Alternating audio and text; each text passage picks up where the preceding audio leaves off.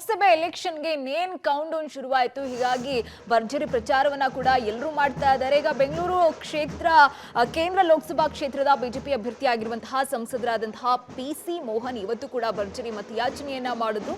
ನಗರದ ರಾಜಾಜಿನಗರ ವಿಧಾನಸಭಾ ಕ್ಷೇತ್ರದ ಪ್ರಕಾಶ್ ನಗರ, ಇನ್ನು ಬಂಡಾರೆಡ್ಡಿ ಸರ್ಕಲ್, ಶಿವರಾಂಪುರ, ರಾಮಚಂದ್ರಪುರ, ದಯಾನಂದ ನಗರ ಭಾಗವಾಗಿ ರೋಡ್ ಶೋ ಮೂಲಕ ಮತಯಾಚನೆಯನ್ನ ಮಾಡಿದ್ರು. ಹೋದ ಕಡೆ ಎಲ್ಲ ಉತ್ತಮ ರೆಸ್ಪಾನ್ಸ್ ಸಿಗ್ತಾ ಇದೆ.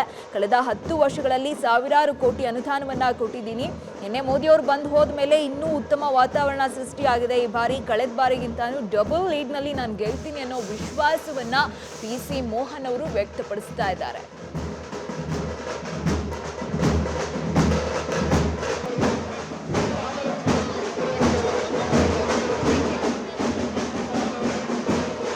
ಲೋಕಸಭಾ ಚುನಾವಣೆಯ ರಾಜ್ಯದ ಮೊದಲ ಹಂತದ ಮತದಾನಕ್ಕೆ ಕೆಲ ದಿನಗಳು ಮಾತ್ರ ಬಾಕಿ ಇದೆ.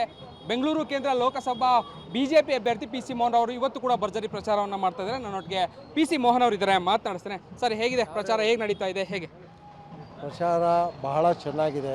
ಕಾರ್ಯಕರ್ತರು ಬಹಳ ಹುಮ್ಮಸ್ಸಲ್ಲಿದ್ದಾರೆ. ಭಾನುವಾರ ಸಂಜೆ ಕೂಡ ಇವತ್ತು ಪಾದಯಾತ್ರೆಯನ್ನು ನಮ್ಮ ಕಾರ್ಯಕರ್ತರು ಮಾಡ್ತಾ ಇದ್ದಾರೆ. ಯಾಕೆ ಅಂತ ಹೇಳಿದ್ರೆ ನರೇಂದ್ರ ಮೋದಿ ಅವರು ಮಾಡಿರುವಂಥ ಸಾಧನೆಗಳು, ಅವರು ಮನೆ ಮನೆಗೆ ತೊಗೊಂಡೋಗಿ ಪತ್ರ ಕೊಟ್ಟಾಗ ಒಳ್ಳೆಯ ಒಂದು ಸ್ವಾಗತ ಸಿಗ್ತಾ ಇದೆ. ಜನರಿಗೆ ಒಂದು ನರೇಂದ್ರ ಮೋದಿ ಮೇಲೆ ಒಂದು ವಿಶ್ವಾಸನೂ ಇದೆ. ಸಂಸದನಾಗಿ ನಾನು ಮಾಡಿರುವಂಥ ಕಾರ್ಯಗಳನ್ನು ಕೂಡ ಎಲ್ಲವೂ ಪಾಪ್ಯುಲೇಟ್ ರೀತಿಯಲ್ಲಿ ಮನೆಗೆ ತೊಗೊಂಡೋಗ್ತಾ ಇದೆ. ಜನ ಬಹಳ ಖುಷಿಯಿಂದ ಇದ್ದಾರೆ. ಕಾರ್ಯಕರ್ತರು ಕೂಡ ಭಾಳ ಸಂತೋಷದಿಂದ ಇದ್ದಾರೆ. ಇನ್ನೆರಡು ದಿನ ಮಾತ್ರ ಪ್ರಚಾರಕ್ಕೆ ನಿಮಗೆ ಅವಕಾಶ ಇರುವಂಥದ್ದು. ಹೇಗೆ ಪ್ಲ್ಯಾನ್ಗಳೆಲ್ಲ ಹೇಗಾಗಿದೆ? ಹೇಗೆ ಮುಂದಿನ ದಿನದ ಪ್ರಚಾರ ಹೇಗೆ? ನಾಳೆ ಬೆಳಿಗ್ಗೆ ಶರತ್ ಕುಮಾರ್ ಅವರು ಬರ್ತಾ ಇದ್ದಾರೆ, ಬೆಳಿಗ್ಗೆ ಅವರು. ಅದಾದಮೇಲೆ ಮಧ್ಯಾಹ್ನ ನಮ್ಮ ಅಣ್ಣಾಮಲೈ ಅವರು ಕೂಡ ಪ್ರಚಾರಕ್ಕೆ ಬರ್ತಾ ಇದ್ದಾರೆ.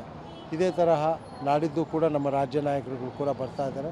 ಬಹಳ ಕಾರ್ಯಕರ್ತರು ಹುಮ್ಮಸ್ಸಿದ್ದಾರೆ. ಹೆಚ್ಚಿನ ಸಂಖ್ಯೆಯಲ್ಲಿ ಜನ ಸೇರ್ತಾ ಇದ್ದಾರೆ. ಹೆಚ್ಚಿನ ವಾಲಂಟಿಯರ್ಸು ಕೂಡ ಭಾರತೀಯ ಜನತಾ ಪಾರ್ಟಿಯನ್ನು ಸೇರಿ ಚುನಾವಣೆ ಪ್ರಚಾರಕ್ಕೆ ಸಾರ್ವಜನಿಕರು ಕೂಡ ಇಳಿದಿದ್ದಾರೆ. ಇವರು ಕ್ಷೇತ್ರದ ಜನರ ನಾಡಿ ಮಿಡಿತವನ್ನು ನೋಡೋದಾದರೆ ಪ್ರಚಾರಕ್ಕೆ ಹೋಗ್ತಾ ಇದ್ರಿ, ಏನು ಹೇಳ್ತಾರೆ ಜನ?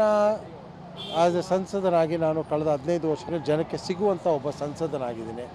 15 ವರ್ಷಗಳಲ್ಲಿ ಅದರಲ್ಲೂ 10 ವರ್ಷಗಳಲ್ಲಿ, ಕಳೆದ 10 ವರ್ಷಗಳಲ್ಲಿ ಒಂದು ಹೆಚ್ಚಿನ ಒಂದು ಅನುದಾನವನ್ನು ಬೆಂಗಳೂರು ಮಹಾನಗರಕ್ಕೆ, ಅದು ಸಬರ್ಬನ್ಗಿರ್ಬೋದು, ಮೆಟ್ರೋಗಿರ್ಬೋದು, ಸ್ಮಾರ್ಟ್ ಸಿಟಿಗಿರ್ಬೋದು, PM ಆವಾಸ್